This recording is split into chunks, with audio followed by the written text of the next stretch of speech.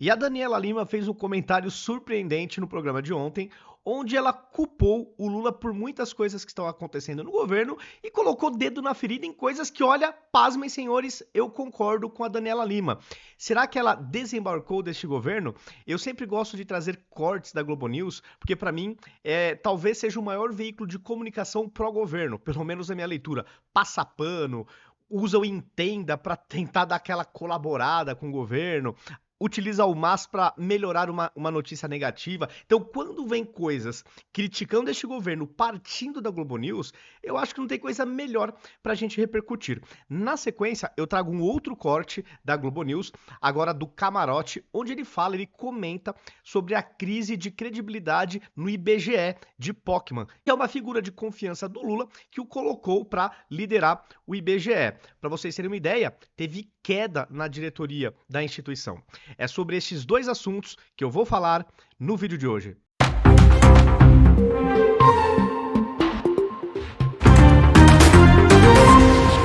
Começando aqui pelo corte da Daniela Lima, eu confesso que eu fiquei bem surpreso com esses comentários que ela fez, e não porque ela teve uma grande sacada, nossa, ela viu uma coisa que ninguém enxergou, não, ela demorou séculos, pelo menos para verbalizar desta forma o que é nítido e notório. O Lula tem culpa em quase tudo de ruim que vem acontecendo no governo. No mínimo, por ter indicado este time que está conduzindo o nosso país. E ela foi na ferida falando poucas e boas. Vou dar um play aqui nas falas da Daniela e vou fazendo os meus comentários. O pai da crise tem nome e sobrenome e vai passando assim quase de vítima. É Luiz Inácio Lula da Silva. A história da comunicação que transformaram o novo ministro das comunicações, o Sidônio Palmeira, numa espécie de bálsamo da virada, que ele não é e que ele não será. A gente falou aqui várias vezes na Central, a comunicação é um problema? Deste governo, sim, e de todos os outros também é um desafio. Aqui eu só quero fazer um parênteses. A comunicação pode não ser as mil maravilhas, mas eu não acho que o principal ofensor nessa queda de popularidade do Lula seja a falha de comunicação do governo. O que eles vão comunicar de bom para a sociedade? Me fale quais fatos positivos este governo tem gerado para que a comunicação reverbere para a sociedade. Por exemplo, quando o cidadão vai para o supermercado, quando ele vai na farmácia, quando ele vai abastecer o carro, quando ele vai contratar o serviço, ele lembra do Custo Brasil, ele lembra que esse governo está deixando cada vez mais caro o Brasil de uma maneira geral. Os preços estão disparando, a inflação está descontrolada, por culpa também do governo no que se refere às questões fiscais. Então, eu acho que o ponto não é assim, é a comunicação, a grande vilã deste governo. Discordo. É o governo em si, que como todo, que como um ente que toca o nosso país, está deixando muito a desejar. Produz mais notícias negativas do que positivas. Com um pequeno detalhe, nos dias de hoje, as pessoas não se informam mais predominantemente pela imprensa. Muitos até já nem se informam mais pela imprensa tradicional. Agora o povo tem as redes sociais, o povo pensa por conta própria. O povo não fica refém daquelas notícias já mastigadinhas com aquele viés ideológico, com aquela passada de pano. Os tempos mudaram.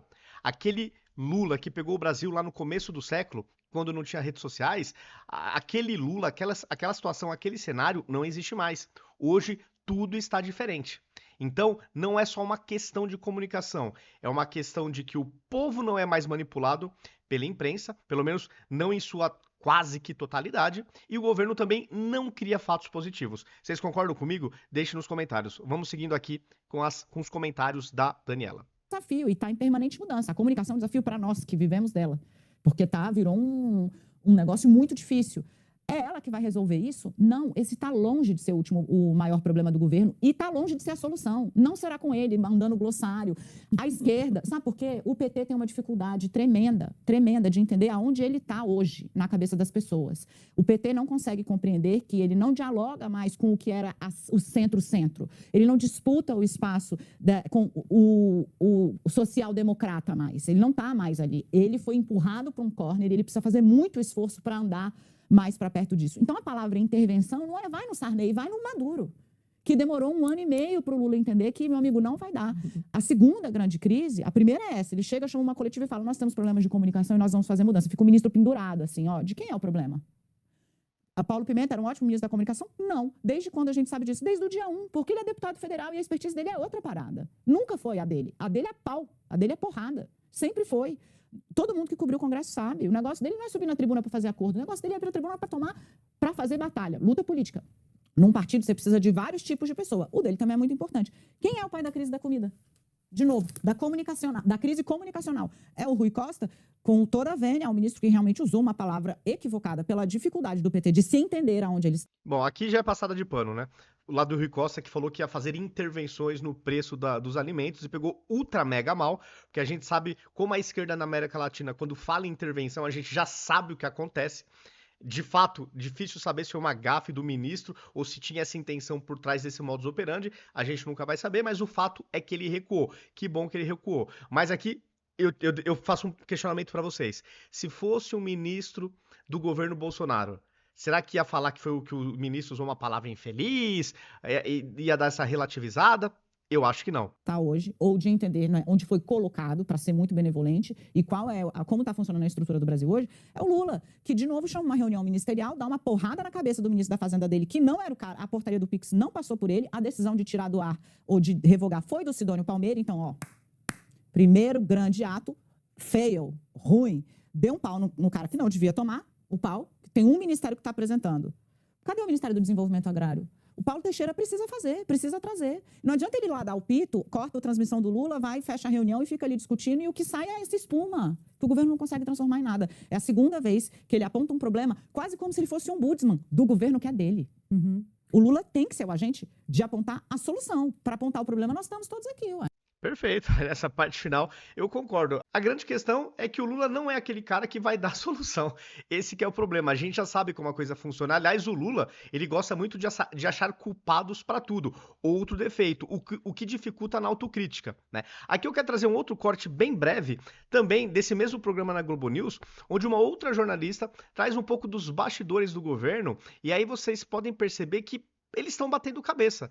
Meio que eles estão no modo pânico ativado. Eles estão vendo a popularidade ruir, as redes sociais, os comentários são muito negativos, e você vê que isso aí pegou o pessoal. Eles estão sentindo a pressão. Vamos dar um play aqui para vocês verem. Tem um bastidor interessante nisso, porque quem tinha saído chamuscado, obviamente, da crise do Pix foi o ministro Fernando Haddad. E aí... Agora chegou a vez do ministro da Casa Civil, Chico Rui Costa, Francisco, né? falar. E o que eu ouvi é que quem lembrou, quem avisou o Planalto que havia palavra intervenção na entrevista foi outro ministro, que nem do PT é, e que ligou e falou, vocês viram, perceberam que o Rui Costa falou intervenção? Não, então explica, já começa a explicar. E aí acionou todos os alarmes. O negócio tá complicado, o pessoal tá batendo cabeça, a coisa tá feia. E para finalizar, eu quero trazer esse comentário do Camarote, feito também no dia de ontem, onde ele fala sobre a crise de credibilidade que está pairando sobre o IBGE de Pockmann, que é uma figurinha carimbada dentro do lulopetismo, é um cara de confiança do Lula, tanto que ele o colocou para liderar o IBGE, só que as coisas não estão indo muito bem. Inclusive, teve queda na diretoria, com pessoas se solidarizando com quem saiu. Tá? Então, assim, quando eu pelo menos, né, quando penso em PT, o que me vem à mente é a piora de empresas estatais que estavam lucrando, aí o PT começa a dar prejuízo, se não dá prejuízo, o lucro cai consideravelmente. Eu fico com a percepção que, no geral, a qualidade da gestão técnica das estatais tem uma queda absurda.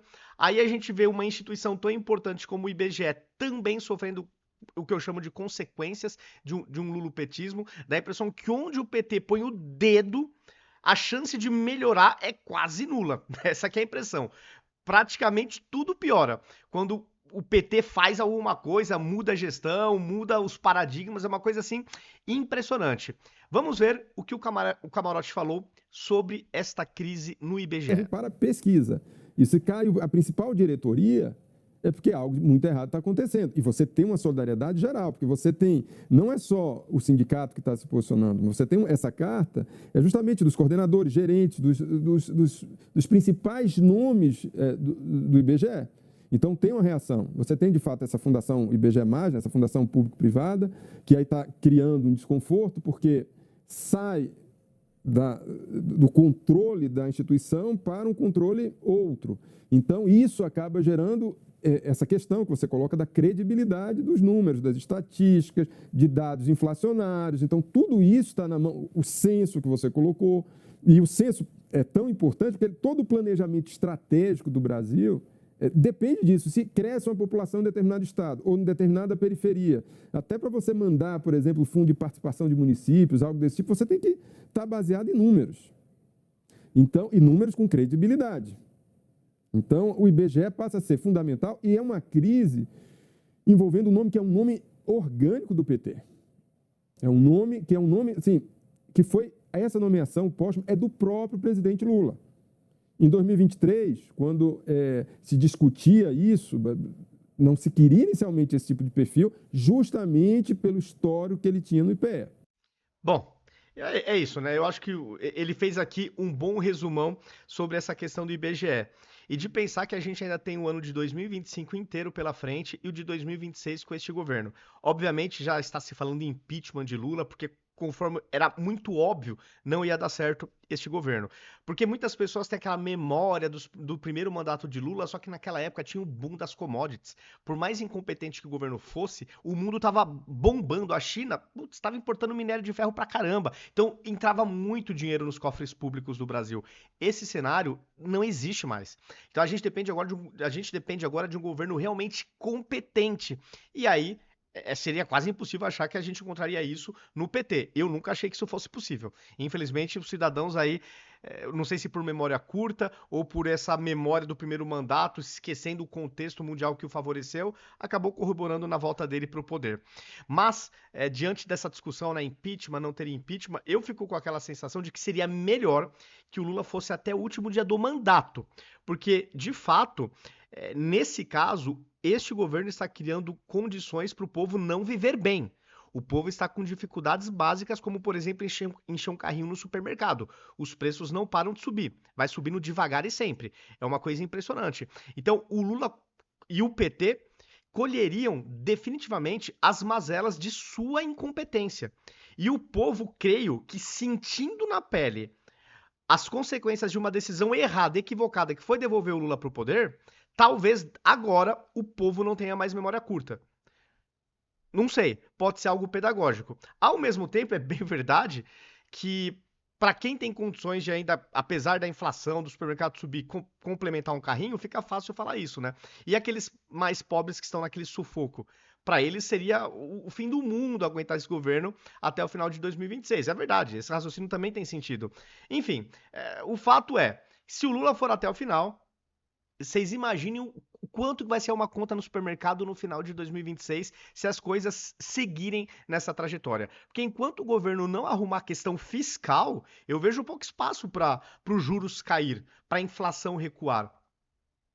E como o governo me parece que tem sempre o diagnóstico errado e sai culpando todo mundo, como eles vão fazer uma autocrítica sincera para corrigir a rota? E aí que eu não vejo saída, pela postura deles. É isso, galera. Coloquem nos comentários aí se vocês concordam com as minhas observações aí ao longo do vídeo. E se não concordam também, deixe também nos comentários o porquê. Se gostaram do vídeo, deixe o like. Isso realmente faz toda a diferença para aumentar o engajamento do vídeo. Tendo mais likes, as plataformas entregam o conteúdo para um número cada vez maior de pessoas. E se vocês também gostaram do conteúdo, compartilhem nas suas redes sociais, nos seus grupos de WhatsApp, para a gente também sair da bolha. Quantas pessoas já não se arrependeram de ter feito L? Mas não necessariamente essa galera vai vir para a direita, para o campo da direita em 2026. Eles podem pegar uma outra alternativa à esquerda, porque o que mais tem são opções à esquerda no nosso país. Então a gente tem que convencer que a direita vai corrigir os rumos da economia do país e se a economia entra numa rota correta, o povo prospera, aumenta o poder aquisitivo, tudo vai bem num país onde a economia vai bem. E eu não consigo ver isso como esquerda no governo, principalmente na América Latina. Não nos faltam exemplos quanto a isso. Então, a divulgação de conteúdos de direita que vocês achem que, legal, curtir, vale a pena essa repercussão. Porque aí a gente consegue sair de fato da bolha. Os convido também a me seguir em todas as redes sociais. Em todas elas eu estou como @ViniciusCFP82. Aqui em cima em vermelhinho está o meu username. Em todas as redes vocês me encontram desta maneira. Feito o convite, dado o recado, até o próximo vídeo.